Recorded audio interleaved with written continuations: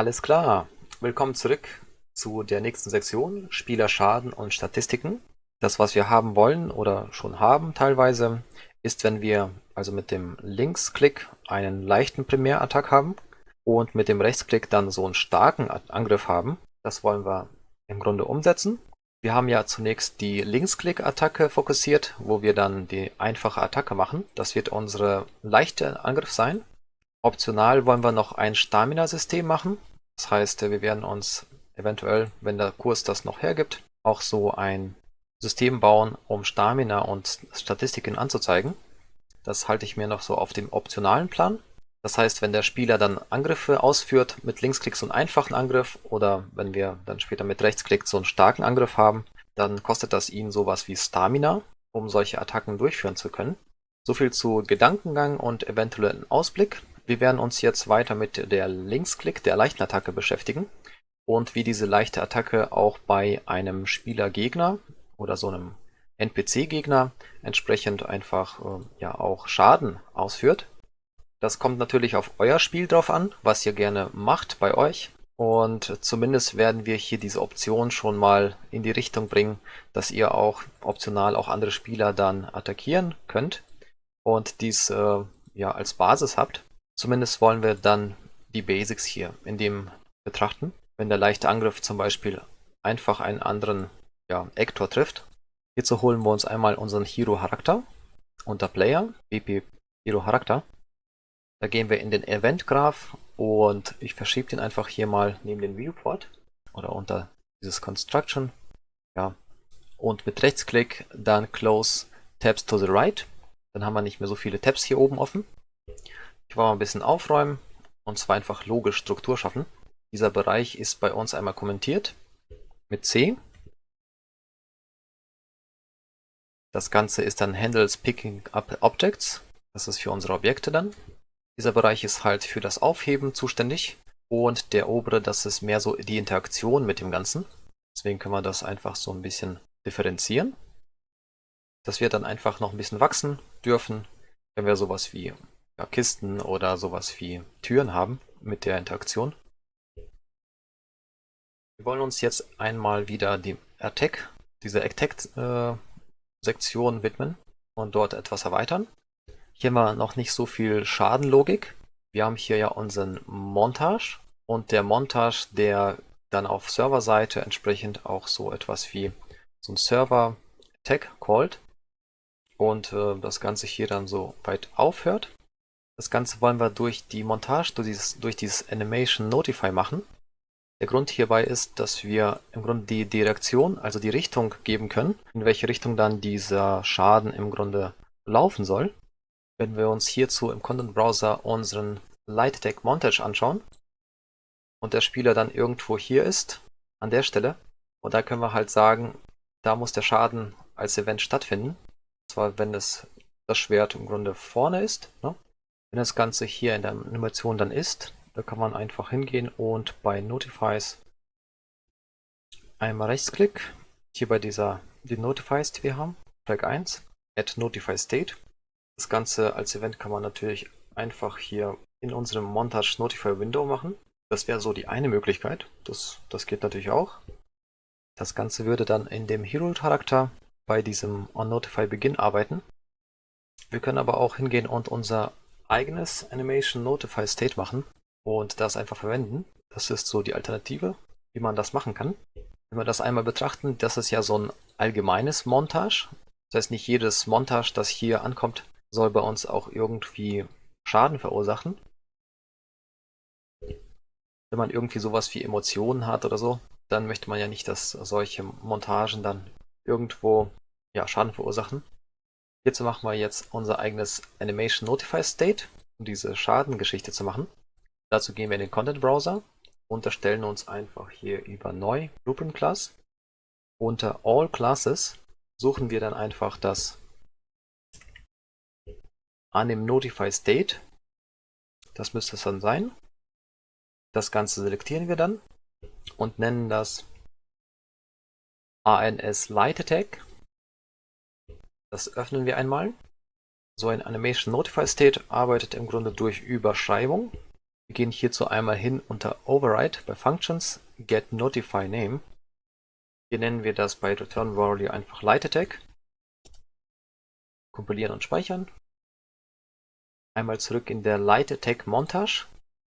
Da gehen wir hin und sagen, wo wir das Ganze spielen wollen. Und zwar ungefähr hier vorne so, wenn der hier vorne am Schlagen ist. Bei dem Track 1 Rechtsklick drauf, dann Add Notified State. Und hier haben wir unser ANS Light Attack, das wir gerade erstellt haben. Das ist halt unser Light Attack. Hier ist unser Light Attack. Die nächste Funktion, die wir hier haben und überschreiben, ist Received Notify Begin.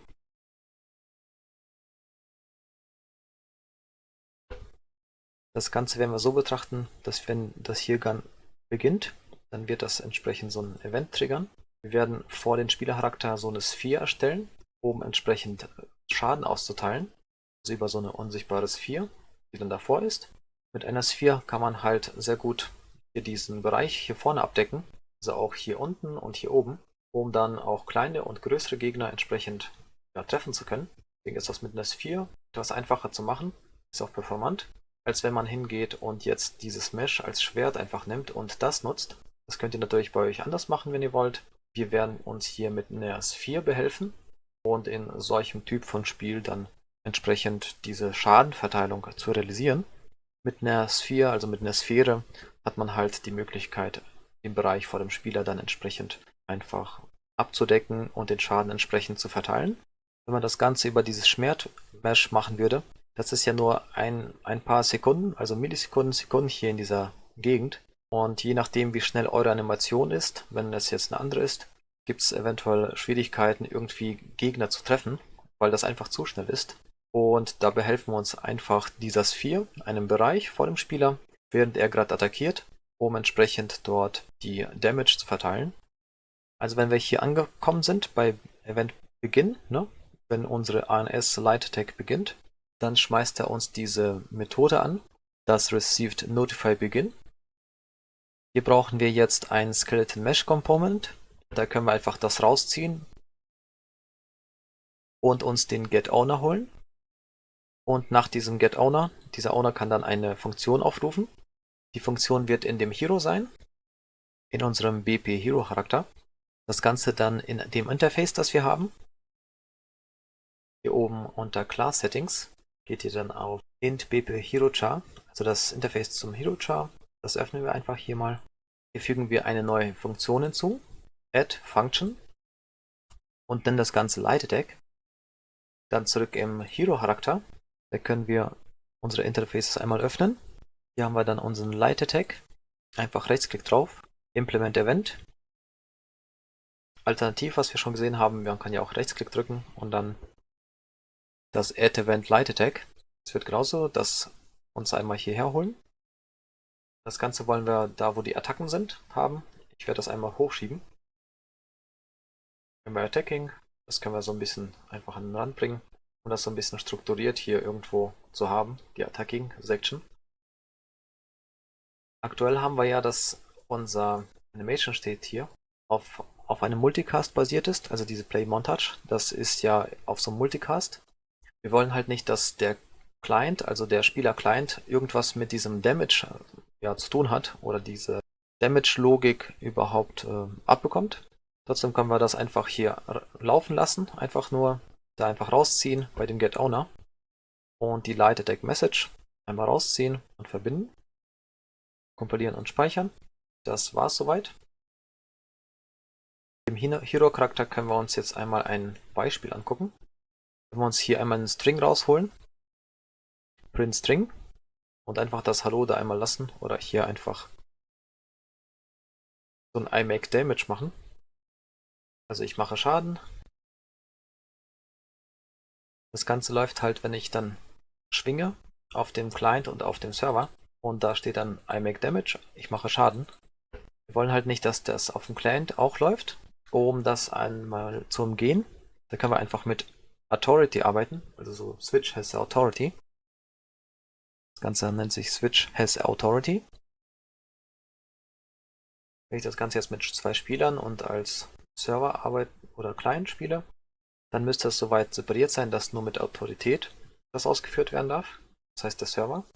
Wenn ich jetzt im Spiel rumlaufe und so ein Schwert schwinge, dann sagt jetzt oben links nur noch der Server, I make damage, ich mache Schaden und der Client nicht.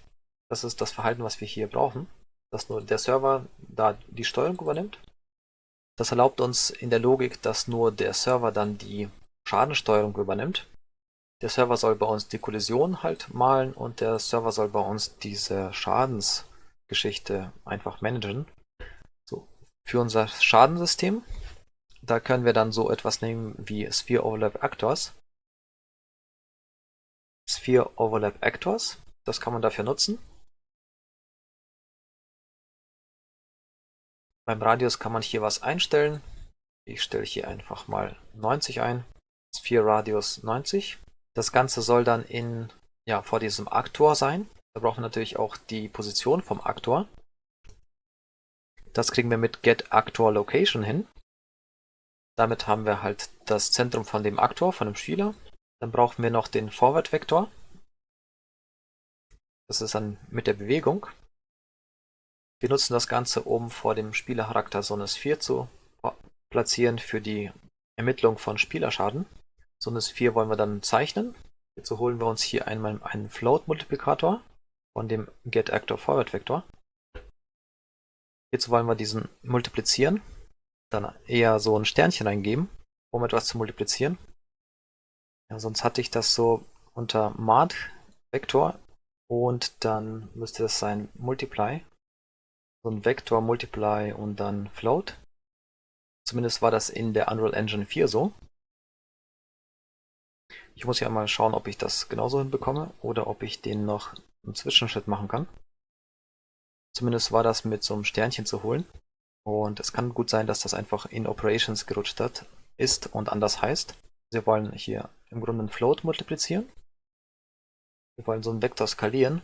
Und das Ding macht nicht das Richtige. So, einmal kurz geschaut. Das Ganze lässt sich doch realisieren. Heißt nur anders. Und zwar ist das schon das Multiply. Einfach rausziehen, Sternchen drücken. Dann ist das unter Multiply, nicht mehr unter Mad und Vectors. Und hier wollen wir dann den hier unten, Vektor B. Also hier ist oben Vektor A, den wir da eingestöpselt haben. Und bei Vektor B gehen wir dann hin mit Rechtsklick, Convert Pin. Und dann nehmen wir einfach so einen Float, Single Position. Und schon haben wir so das, was ich vorhatte. Ist halt in der neueren Unreal Engine ein bisschen umgezogen. Hier wollen wir dann auch sagen, wie weit die Sphere gezeichnet wird. Als Beispiel 100. Danach wollen wir eine Plus-Operation für getActorLocation. Einfach ein Plus, Add. Und die Ausgabe stöpseln wir hier ein. Und das wird unsere Sphere Position sein, was da rauskommt. So haben wir uns die Position der Sphäre einmal gerechnet. Beim Objekttyp hier, da ziehen wir einfach das raus und geben dann Make ein. Das ist unser Make Array. Und an der Stelle wollen wir erstmal nur Pounds scannen. Also es sollte hier auf Pounds stattfinden. Dann brauchen wir noch die Actors, die ignoriert werden sollen. Da ziehen wir das auch einfach raus. Auch wieder Make Array. Und hier können wir dann Self holen. Rechtsklick, Self. Get a reference to Self. Dann einstöpseln. Dann haben wir auch die Actors to ignore gemacht. Bei der Actor Class, da wollen wir unsere Charakter Base nehmen. Das ist unsere BP Charakter Basis. Nutzen wir ja auch für die NPCs und für die Gegner. Diese Elternklasse. So haben wir unsere Filter hier auch eingestellt. Das heißt, wir wollen einfach nur nach den Klassen und Unterklassen als Kindelemente die BP-Charakterbasis hier filtern. Und MakeArray, da haben wir den Ignore gestellt, dass er sich selbst ignorieren soll. Und bei Object Types haben wir die Pawn ausgewählt. Dieses Sphere Overlap Actors, das hat jetzt eine Filterfunktion inne und weiß ungefähr, wie und wo die gezeichnet werden will. Das Ganze wollen wir einmal testen. Da können wir einfach hingehen, hier auf der Seite dann einfach so eine Sphere zeichnen. Hierzu holen wir das Ganze hier und werden so eine Draw Debug Sphere machen. Und für Debug-Zwecke werden wir das hier einfach einstöpseln. Wir können hier noch den gleichen Radius bestimmen. Ich habe hier 90 als Beispiel. Die Farbe können wir auch bestimmen. Ist im Grunde einerlei, was ihr da macht. Hauptsache ist es zu sehen. Das darf dann ja, 6 Sekunden lang da sein und Dicke 1 einstellen. Das Ganze testen wir einmal. Es läuft ja bei uns auf dem Server, deswegen werden wir uns das hier Play as Listen Server, das ist wichtig. Eine 1 nehmen, das heißt as Listen Server, dann sehen wir das Ganze. Dieses Event läuft ja über den Server nur, da wollen wir die Logik ja implementiert haben. Und hier können wir das Ganze dann testen. Das heißt, wir haben unsere Sphere, wenn er dann attackiert, und die können wir dann weiter nutzen. Diese Sphäre kann man noch ein bisschen weiter vorne schieben. Hier brauchen wir einfach unsere Vektormultiplikation ein bisschen größer machen. Was nehmen wir da? 150 einmal. So haben wir das Ganze nach vorne gebracht. Und wenn ich jetzt mit so einem Schwert attackiere, dann ist das weiter vorne. Und wir haben ja entsprechend die Gegner, die dann in diesem Kreis sind, die dann alle so einen Schaden abbekommen dürfen. Jetzt können wir unsere Debug-Sphere einmal rausstöpseln. Wir wissen ja, wie die aussieht. Alt gedrückt halten und dann rausstöpseln. Kann sein, dass wir die noch für Debug-Zwecke brauchen. Die wird erstmal hier irgendwie verbleiben. Dieses Sphere Overlap Actors darf ja dann irgendwas machen, sobald die auch ein Overlap-Event hat. Hierzu drücke ich B gedrückt und dann hin zum Branch. Das darf dann weiterlaufen, wenn diese Boolean-Geschichte true ist. Das heißt, die Sphäre, die überlappt etwas. Weil es auch mehrere Gegner sind, können wir da einfach einen For-Each-Loop zu machen. Hier einfach OutActors, For-Each. Somit machen wir für jedes Element, was hier die Sphäre überlappt, wenn wir mal angreifen, eine bestimmte weitere Funktionalität. Und jedes Spawn, das hier als R-Element aufpoppt, das muss dann einen bestimmten Schaden bekommen. So kann man den Schaden dann verteilen. Je nachdem, ob ihr PvP habt, also Spieler gegen Spieler oder gegen AI, könnt ihr natürlich hier auch erstmal checken, Array-Element, ob das Ganze einen bestimmten Tag hat. Wenn ihr mit Tag arbeitet, sowas wie Actor heißt Tag und hier dann einfach den Namen checken. Je nachdem, was für ein Name da ist, bei diesem Error-Element darf dann entsprechend was gemacht werden mit. Darf er dann Schaden bekommen oder nicht? Oder wenn Spielergruppen zusammenspielen, die dann halt zusammenspielen und sich nicht gegenseitig attackieren sollen, aber andere Gruppen schon. So kann man das Ganze über Tags lösen. Sowas wie Tags, ja, eine AI-Tag, also so ein NPC-Tag oder so ein Enemy-Tag oder so ein Player-Tag, der das Ganze dann weiter steuert. Dann kann man einige Tags einfach ins Leere laufen lassen und andere Tags, die kriegen dann einfach Logik. Wir werden uns jetzt nicht mehr vertiefen hier in der Richtung, aber das wäre die Stelle, wo ihr das dann einbringen könnt über die Tags. Da ist natürlich sehr viel Freiraum und sehr viel Spielraum gegeben. Hier an der Stelle werde ich einfach Schaden verteilen. Ich stöpsel das einmal raus, lasse den einfach hier oben oder hier unten drunter als Erinnerung und werde hier einfach so ein Apply Damage dann einfach machen. Und zwar jedes Element, Array Element, das bekommt dann Damage. Apply Damage. Und Apply Damage bekommt auch so ein Base Damage. Das kann er dann von der Waffe bekommen. Hierzu haben wir ja unseres Equipped Weapon. Das ist bei uns noch ein Aktor. Das wollen wir, denke ich mal, einmal ändern. Im Grunde wollen wir ja davon die Information haben, was für einen Schaden auch diese Waffe hat. Das Ganze müsste natürlich jetzt ein Pickup sein. Das heißt, sowas wie unser Schwert, das hat ja Informationen. Das trägt hier so Informationen wie Damage, ne? Hier 19 Damage. Und zwar in dem Pickup-Info. Hierzu gehen wir einmal in unsere Funktion nochmal. Und zwar diese Server-Funktion hier. Und wir haben hier die Server-Funktion fEquipWeapon. Die holen wir uns einmal. Und das Ganze hier, setWithNotify, das muss bei uns jetzt kein Aktor sein, sondern wir wollen ja unser Pickup haben. Das wird ein BP-Based Pickup sein, statt ein Aktor, das Schwert.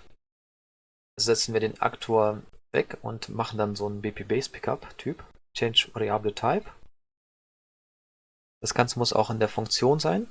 Mit Alt stöpsel ich die alte mal raus und schiebe die einfach rüber. Den können wir auch ganz kurz ändern. Einfach reinklicken, das eine wieder löschen. Hier brauchen wir wieder statt Aktor den BP-Base Pickup. Verbinden das Ganze wieder, kompilieren und speichern. Das Ganze wollen wir auch für das Schild machen und für den Helm, dass wir unsere Pickups haben. Das heißt, wir haben hier ja noch Weapon und wir haben den Schild und den Helm mit. Die Weapon, die Waffe haben wir gerade eingerichtet. Das mache ich nochmal fürs Schild und für den Helmet. BP Base Pickup, Change Variable Typ, rausstöpseln mit Alt, hier das gleiche, BP Base Pickup, verbinden, kompilieren, speichern und das gleiche dann auch nochmal mit dem Helmet. Wir können natürlich über Doppelklick hier hingehen oder unser Helmet hier F-Equip Helmet gehen. Das ist die gleiche Funktion. Und hier auch einmal ändern. ZWist Notify, BP Base Pickup, Change Variable Typ. Mit Alt gedrückt halten, den einmal rausstöpseln. Auch nochmal ändern. Und zwar den Vektor in BP Base Pickup. Danach wieder einstöpseln, kompilieren, speichern das Ganze. Das Ganze müsste soweit funktionieren. Kompilieren und speichern. Ihr könnt das natürlich testen, aber das müsste so reibungslos funktionieren, dass wir wieder alles aufheben können. Gehen wir wieder zurück zu unserem Apply Damage. Weil wenn wir hier so einen Schaden verteilen, bei Apply Damage, da wollen wir ja unser Pickup holen. Das ist jetzt vom Typ BP Base Pickup, und zwar Equipped Weapon, wenn man die dann holt, mit Get. Da wollen wir dann unser Pickup Info einfach rausholen von der Equipped Weapon. Get Pickup Info. Das wollen wir dann aufbrechen. Break as Pickup Info. Und hier haben wir dann unser Damage, das wir dann entsprechend verbinden können. So haben wir den Schaden geholt vom Gegenstand Waffe und einmal entsprechend den Schaden einfach weitergeleitet. Dann Apply Damage zu diesem Array-Element, der hier einfach ankommt. Also alles, was in der Sphere ist und Schaden bekommt, wird dort iteriert. Mit diesem For-Each-Loop bekommt an der Stelle einmal Schaden. Und zwar so viel, wie viel die Waffe auch hergibt. Das Ganze ist halt bei uns, bei unserem Pickup, das als Kind-Element ist, gespeichert, ne? Unser Schwert. Und dieses Pickup Short Schwert in diesem Beispiel hat bei uns hier dieses Pickup Info, das wir geholt haben auf dem Weg, und den Damage von 19, also den Schaden. Das Ganze nutzen wir dann hier auf dem Weg, um das weiterzuleiten in Apply Damage. Kompilieren und speichern das Ganze. Dann haben wir hier bei Apply Damage noch einen Damage Causer. Der will den Aktor haben, der diesen Schaden verursacht. Da können wir einfach das rausziehen und Self holen, also auf sich selbst referenzieren. Get a reference to self. Das heißt, der Spieler selbst, der macht ja den Schaden als Causer. Bei der Damage Type Klasse, da auf Select Class und dort einfach dieses Damage Type als Klasse auswählen. Dieses Apply Damage Event, das läuft nur auf dem Server und kann dann entsprechend genutzt werden. Wir das Ganze dann nutzen. Wir gehen dann hin und schreiben hier mit Rechtsklick Event Damage und holen uns das Event Any Damage. Und im Grunde dieses Apply Damage, das schmeißt dann dieses Event einfach an, weil hier Event Any Damage dann das abbekommt.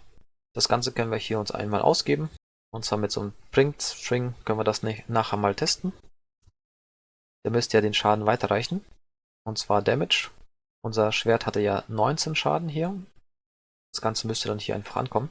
Unser Pickup Schwert hat ja 19 Schaden unter Damage und Pickup Info.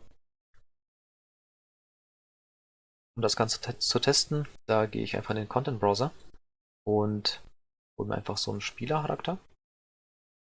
Ziehe den mir einfach ins Level. Stelle ihn hier hin. Dann spiele ich das Ganze noch als Client, um zu schauen, ob diese Multiplayer-Geschichte auch läuft.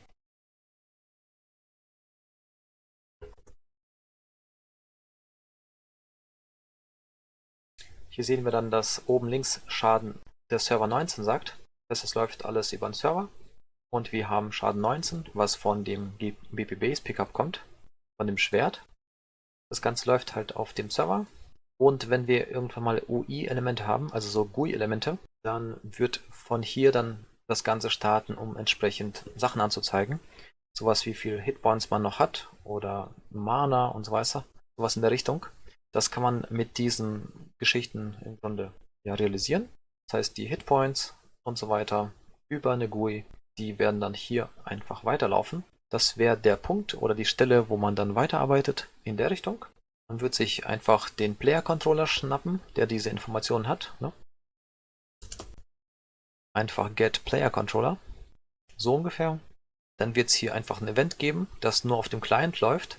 Und das wird dann einfach die, als Beispiel, Schadensanzeige über die Hitpoints einfach updaten. dass die GUI-Elemente, die dann halt zeigen, wie viel Leben der Spieler hat, einfach aktualisiert werden. Und hier an der Stelle, da kann man natürlich sowas wie Hit-Effects oder Partikeleffekte oder Soundeffekte einfach hinzufügen oder so etwas in der Richtung. Das an der Stelle. Ich denke mal, das ist am besten nach diesem For-Each-Loop zu machen. Das soll es erstmal gewesen sein für dieses Video, wo wir diese Logik hier implementiert haben und schon mal die Schadenanzeige haben über die Funktion einer Sphere mit Overlap Actors. Das Ganze über einen Server mit Switch has Authority und entsprechend die Erweiterbarkeit, falls ihr in euren Projekten hier has Actor oder mit diesen Tags machen wollt. Hier an der Stelle die ganzen Pawns, die halt vorher rausgefiltert wurden und hier dann ankommen in den For-Each-Loop, dass die dann entsprechend einfach Schaden bekommen. Apply Damage. Hier unsere Filter, wer was abbekommt und wer nicht. Das Ganze ließ sich natürlich noch mit Tags einfach erweitern, um entsprechend da noch mehr Logik zu haben. Unseren Weiterleitung, und zwar dieses Base Damage, halt, ne, von unserer Waffe, bis hin zu dem Event Any Damage, das entsprechend einfach das handelt, wenn so ein Damage ankommt, während die zwei hier einmal kommunizieren. Das ist halt so ein ganz einfaches Grundgerüst, basistechnisch, wie man so Damage-System aufbauen kann. Aber damit können wir schon mal anfangen und einfach weiterarbeiten. Danke an der Stelle fürs Zuschauen und ich sehe euch einfach im nächsten Video. Bis bald!